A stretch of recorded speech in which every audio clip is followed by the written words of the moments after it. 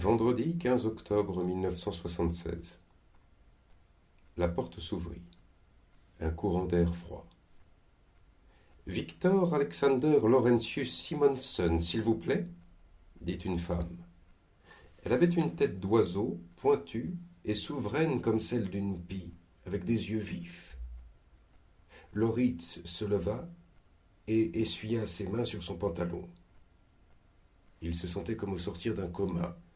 Il avait le vertige, la tête dans du coton, et ses oreilles, il y avait quelque chose qui n'allait pas avec ses oreilles. Les conversations dans le couloir, les pas sur le sol en pierre, la chasse d'eau, ce chuintement continu qu'il avait étrangement apaisé depuis 1 heure, tout était assourdi, comme à des kilomètres de là. Un instant, il craignit de se trouver mal, mais le regard inflexible de la femme ne le permit pas. D'un geste impatient, elle lui intima de la rejoindre, et tandis qu'il tentait de reprendre pied dans la réalité, elle mit sur son visage un sourire forcé qui, bien qu'elle ne voulût aimable, donnait plutôt l'impression qu'elle allait d'un instant à l'autre lui planter son bec dans la carotide. Ses lèvres remuèrent. Approchez. C'est à vous. Peu à peu, les contours du couloir se firent plus nets. Il reconnut la porte qu'il avait observée pendant une éternité, et se rappela ce qu'il était venu faire ici. C'était à cause de ce qu'avait dit mademoiselle Anderson. Tu connais tes limites, Loritz. Dépasse-les. Il serait pianiste. Depuis qu'il avait rempli le formulaire d'inscription auprès du secrétaire sourd à l'accueil, enfilé ses souliers vernis et pris place dans le couloir, la confiance inébranlable qu'il avait en lui s'était, en 1 heure, consumée comme une bougie tremblotante dans le courant d'air d'une fenêtre entr'ouverte. Il était allé 3 fois aux toilettes. Pour finir, il s'était passé de l'eau sur la figure, dans l'espoir de retrouver son calme. Appuyé sur le lavabo, il avait suivi dans le miroir la course des gouttelettes sur son visage blême et fixé le fond de ses yeux marrons où il n'avait rien décelé d'autre que de la crainte. Qu'était-il advenu de son sang-froid à toute épreuve? Ses boucles sombres collaient sur son front humide, et il ne savait pas si c'était de la sueur ou de l'eau. Son reflet dans le miroir le fixait, impassible. Il se reconnaissait à peine. Il plissa les yeux et tenta de saisir son propre regard. Mais pourquoi fallait-il qu'il fût ainsi affublé de ses paupières tombantes?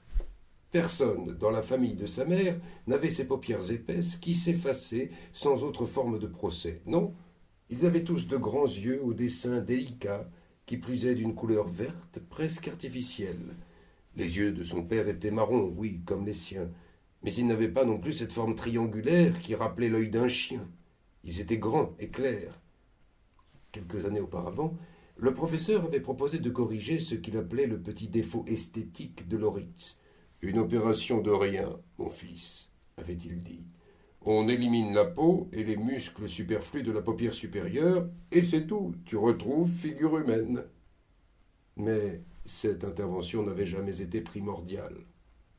Son menton proéminent, en revanche, était l'indéniable héritage d'Amy, tout comme sa lèvre supérieure fine, surmontée d'une rigole bien trop profonde à son goût. Il n'aimait pas ce creux qui remontait jusqu'au nez. C'était toujours gênant pour se raser. Et puis cette fossette dominait son visage d'une manière déplaisante. Loritz observa la goutte qui roulait au ralenti de la pointe de son nez jusqu'à ses lèvres. Il l'arrêta du bout de la langue, goût de sel. Il passa rapidement les 2 mains sur son visage, tira sur le papier du distributeur pour arracher une feuille et se sécha. Il regarda ses mains. Ses doigts, longs et fins, mais vigoureux, des mains d'homme déjà, et propres, aussi propres que mademoiselle Anderson l'avait exigé de lui dès le premier jour. Sur ses ongles soigneusement limés miroitait l'arrondi régulier des lunules. Il tendit les bras, fit quelques mouvements des mains et des doigts, et fut rassuré de n'y déceler aucun tremblement.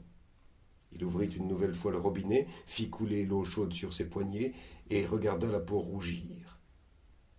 Le temps languissait. Et puis la pie avait finalement appelé son nom. Il regarda la femme oiseau, et sans la quitter des yeux, passa tout près d'elle pour entrer dans la grande salle. L'air était vicié. Ce fut la première chose qui le frappa. La sueur angoissée de ses prédécesseurs emplissait encore la salle de son aigreur, mais à ce moment-là il en conçut même une sorte de réconfort. L'odeur lui était familière, le sentiment bien connu. Le sang-froid dont il s'était cru démuni refit surface quelque part dans son cerveau et manifesta sa présence indéfectible. Le pêne de la porte s'engagea doucement dans la gâche, et le reste du monde resta dehors. Une seconde de silence absolu. L'écho d'innombrables heures au piano. La porte s'ouvrit de nouveau, Loritz se retourna. Un homme en blouse grise, sans doute le concierge, entra et tendit un papier à la pie. Elle s'en saisit et entreprit de traverser discrètement l'enceinte. Mais ses talons résonnaient d'autant plus fort qu'elle s'appliquait à faire le moins de bruit possible. Un regard rapide sur la salle, un piano à queue baigné de lumière trônait au centre. Un Steinway. Parfait. Chez mademoiselle Anderson, il avait aussi toujours joué sur un Steinway. Et sous les fenêtres, à contre-jour, siégeaient les 5 membres du jury, comme les silhouettes noires d'un théâtre d'ombre. « Victor Alexander Laurentius Simonsen ?» demanda une voix d'homme. Impossible de savoir qui avait parlé. La pie était assise à droite, sur le côté. Un porte-bloc posé sur les genoux, elle prenait des notes. Apparemment, elle ne faisait pas partie du jury. Loritz s'éclaircit la voix. « Oui, » répondit-il d'une voix claire. « Votre date de naissance ?» demanda l'homme dans l'ombre. « 4 août 1958. »« Vous êtes encore très jeune, monsieur Simonsen, à peine 18 ans. Vous pensez néanmoins être prêt ?»« Oui. » Soudain, un rayon de soleil isolé mit le banc des jurés sous les feux de la rampe, et les visages des hommes apparurent. Des visages passe-partout où se lisait une indifférence froide, sans expression. Il n'y eut qu'un vieil homme chauve pour le regarder à travers ses lunettes d'écaille en fronçant le nez comme si quelque chose n'allait pas.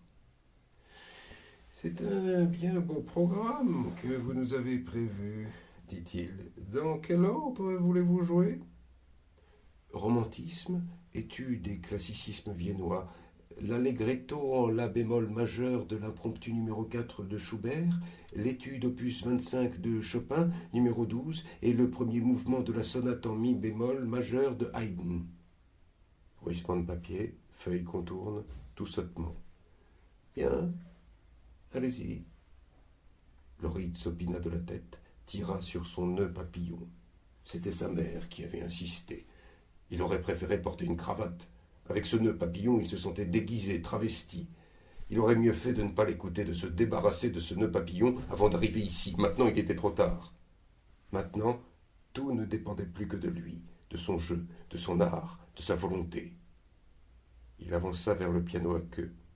Les lampes, pâles projecteurs braqués sur lui, se reflétaient sur le corps noir et verni de l'instrument.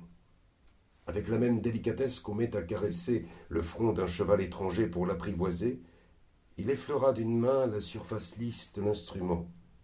Il s'assit, régla la hauteur de la banquette et vérifia la distance qui le séparait du clavier. Puis il inspira par le nez et posa les mains sur les touches. Elles étaient froides, lisses, familières. Il n'avait aucun doute, il n'avait qu'un objectif. « Tu es superbe, déjà un homme », avait dit sa mère. Après une interminable matinée et un déjeuner surmonté à grand-peine, le moment était enfin venu d'aller à l'arrêt de bus. Il enroula son écharpe autour de son cou et enfila sa parka par-dessus sa veste de costume. « Tu ne veux pas mettre un bonnet ?» demanda-t-elle. « Pas besoin, » répondit-il. Les températures étaient sensiblement plus fraîches depuis peu, et l'automne scintillait déjà dans les arbres. Mais en un jour aussi important que celui-ci, il préférait avoir un peu d'air dans ce que son père appelait ses boucles de hippie.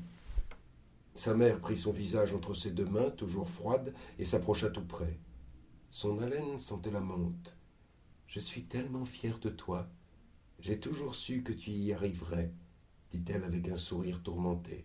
« Tu es vraiment sûre que tu ne veux pas que je t'accompagne ? » « Maman, on en a déjà parlé, non ? Bon, fit-elle en arrangeant ses cheveux d'un geste rapide. C'était au moins la 5e fois depuis qu'ils étaient dans le couloir. Il fallait qu'il quitte cet endroit. Elle lui avait proposé 100 fois de l'accompagner au conservatoire, elle s'était presque imposée. Il savait que son désir le plus cher et son plus grand triomphe aurait été d'être là au moment où il prouverait au monde entier, c'est-à-dire au jury du conservatoire et aux professeurs, ce qu'il avait dans le ventre. Mais rien que l'idée, en plus de devoir se supporter lui-même, d'avoir à endurer la surexcitation de sa mère, son regard inquiet, ses rougeurs d'émotion dans le cou et son bavardage presque pathologique, lui avait noué l'estomac. Il avait décidé de prendre le bus. Ce qui avait évidemment blessé sa mère. Mais il avait résisté à l'impulsion de céder par habitude et pour lui faire plaisir. Pour la première fois de sa vie, il n'était question que de lui. Et il n'avait aucune envie de laisser la présence malheureuse de sa mère gâcher l'euphorie qu'il en retirait. Loritz s'efforça de sourire et s'abstint de commentaires. Il voulut se dégager, mais Amy s'agrippait à son bras comme pour échapper à la noyade, l'enserrant d'une main de fer. D'une voix ténue, elle dit « Tu sais, Loritz, tu as hérité le meilleur de nous deux. Tu as l'assiduité de ton père et mon amour pour la musique. » Il se mordit les lèvres. Sauf que cet amour n'était depuis longtemps plus qu'une allégation, et que sa mère, désormais, tenait le gin en bien plus haute estime que la musique. Sauf que, pendant toutes ces années, son assiduité avait moins intéressé son père que le droit des femmes au Kenya ou les colonies de pingouins du pôle Sud. Oui, Loritz aimait la musique, et il avait toujours été assidu, jusqu'à sentir ses doigts se crisper de fatigue et le goût du sang dans la bouche. Il jouait bien, mais le mérite n'en revenait ni à Amy, ni à Magnus Simonsen. Loritz saisit le porte-document marron qui lui servait de sac de classe depuis des années. Le cuir faisait de vilaines bosses, et la sacoche paraissait lourde, bien plus lourde que ne l'étaient en réalité les chaussures de concert et les partitions. Il se redressa, physiquement et intérieurement. « Appelle-moi dès que tu sais, d'accord ?» dit Amy. « Oui, maman, bien sûr. Tu as des pièces pour le téléphone public ?»« Maman !» Il tourna les talons. « Bonne chance, mon chéri, dit-elle, avant d'ajouter dans le silence qui s'était fait, « Tu vas réussir. »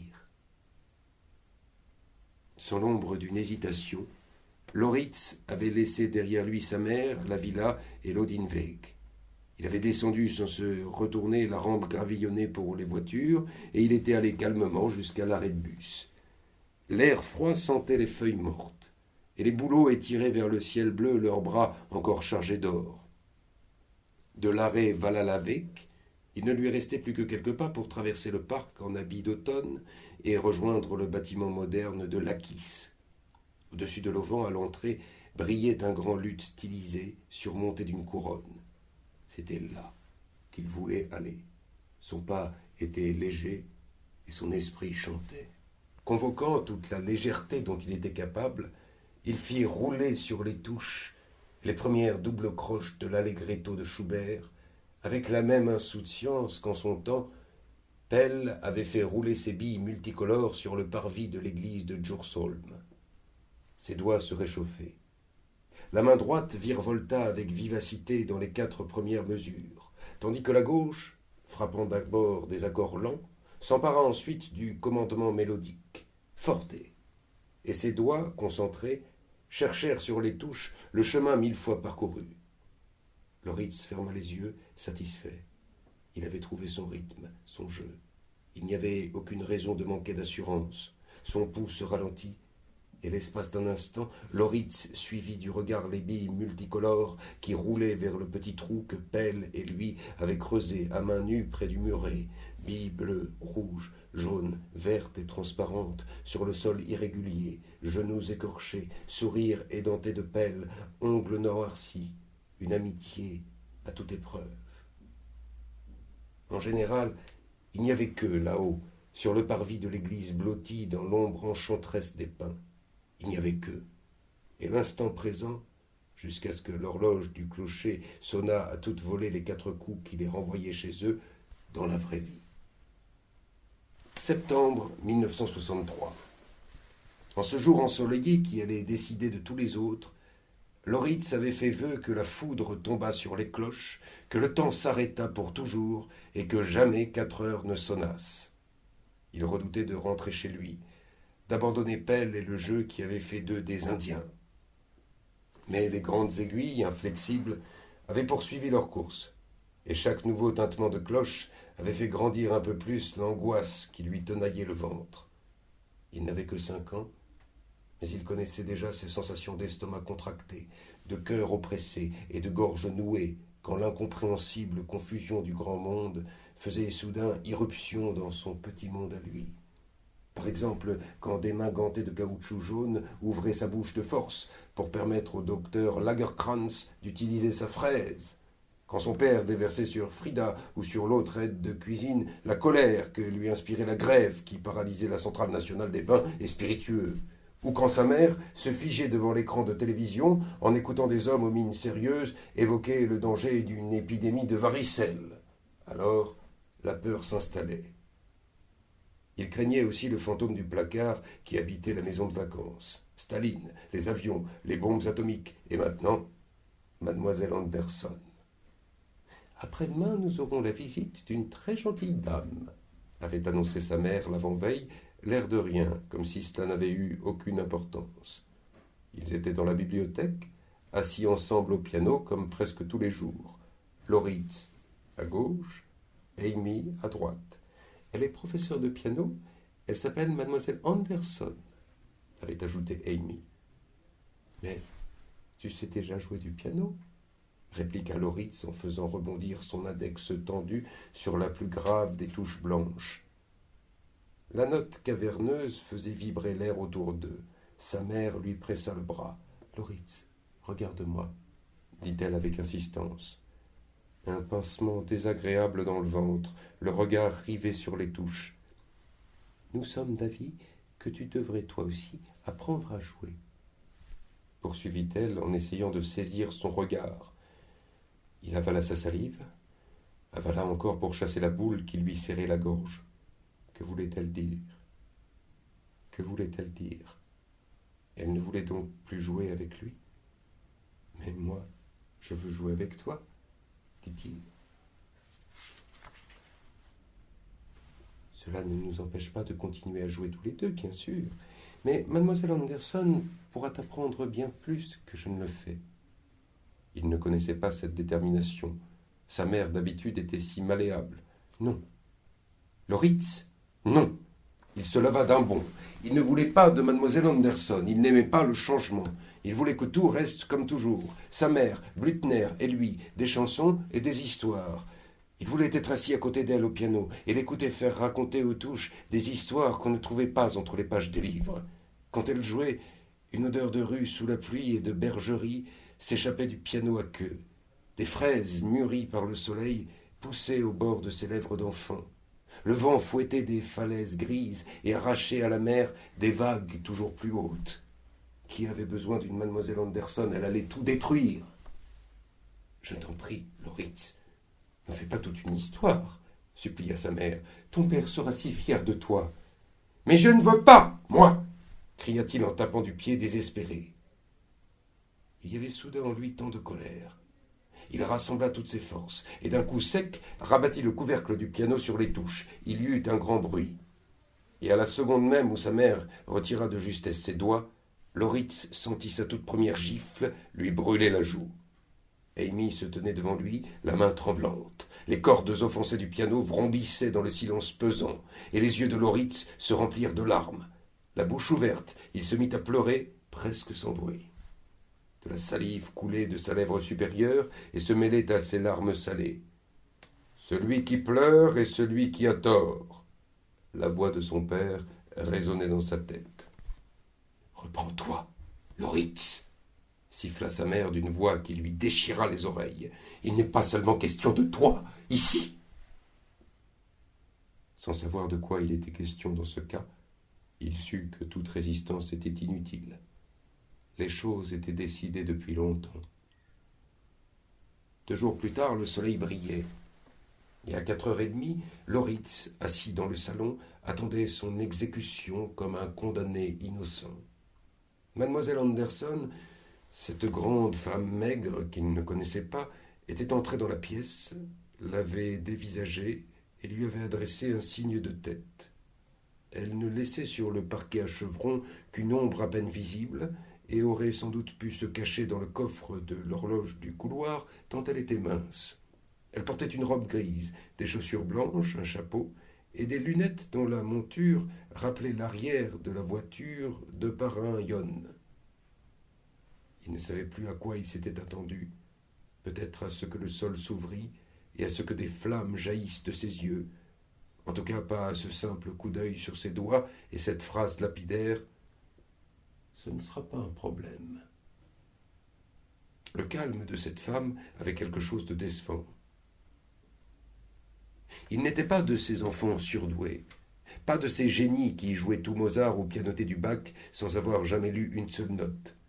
Il n'était pas non plus un garçon discipliné, avec une raie sur le côté, qui faisait ses gammes jusqu'à l'évanouissement, mais il comprenait le langage de la musique.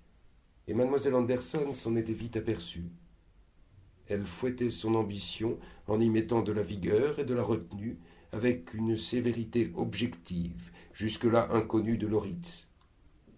Un jour, il en vint à oublier de jeter un coup d'œil du côté de sa mère, qui au début avait assisté avec un sourire forcé aux leçons de mademoiselle Anderson, écoutant les félicitations et les reproches qu'elle lui faisait à mi-voix, et suivant des yeux les petits doigts qui partaient énergiquement à la découverte des touches et enregistraient les enchaînements.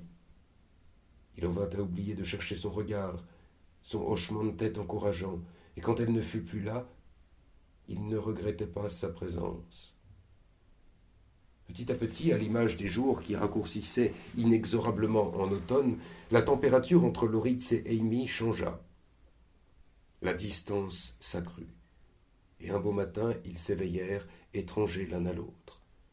Comme le temps avait passé. Il se rappelait à peine ces jours anciens gorgés de chaleur, où elle lui montrait qu'il pouvait voir, sentir et goûter avec ses oreilles. Ne subsistait d'eux que le frisson de vie qui courait sous sa peau quand il s'asseyait au piano, et les anecdotes qu'elle aimait raconter. A posteriori, il lui était difficile de dire quand exactement le désir d'Amy s'était éteint, et à quel moment, dans l'indifférence de tous, elle s'était mise à vivre dans l'ombre, quelque part entre le mur et la tapisserie. Un jour, son intérêt s'était soudain tourné vers le tintement des vers, plus que vers la musique des histoires. Elle ne s'était plus approchée du Blüthner que pour le dépoussiérer, et sa passion pour la musique s'était dès lors limitée à souligner avec fierté les capacités de son rejeton et à réciter de petites historiettes comme un automate pendant les sonates pour 8 choux à la crème et 4 tasses en porcelaine en la bémol majeur qui se donnaient sur la nappe brodée. À l'époque où il ne marchait pas encore, sa place préférée était déjà sous le piano. Il chérissait le Blüthner plus que son ours Henri. La seule chose qui le calmait quand il était petit, c'était le piano.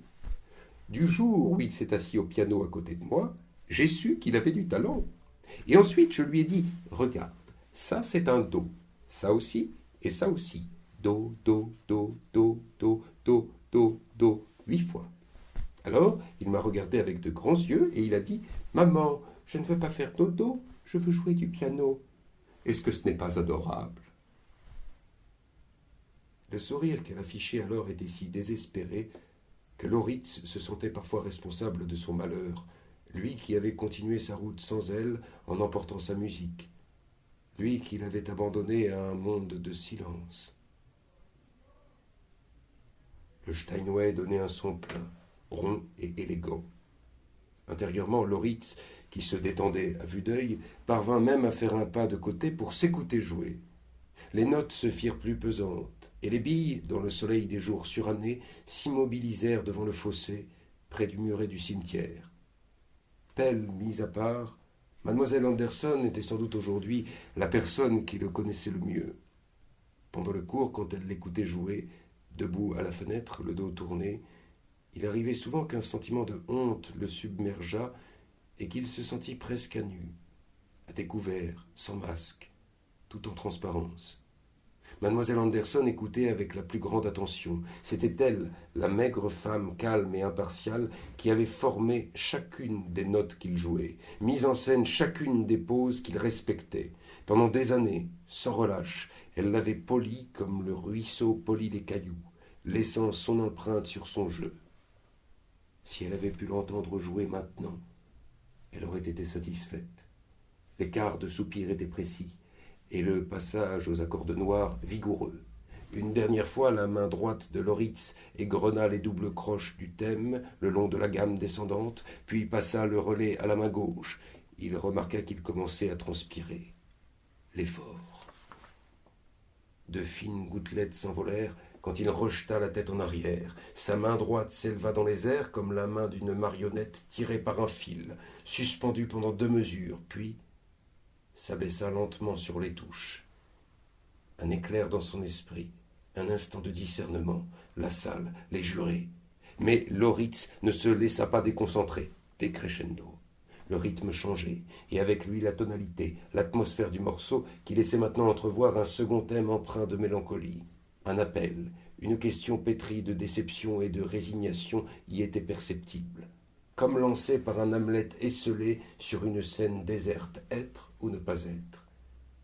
Et soudain, ce fut comme si cet appel provenait de sa gorge, de sa vie.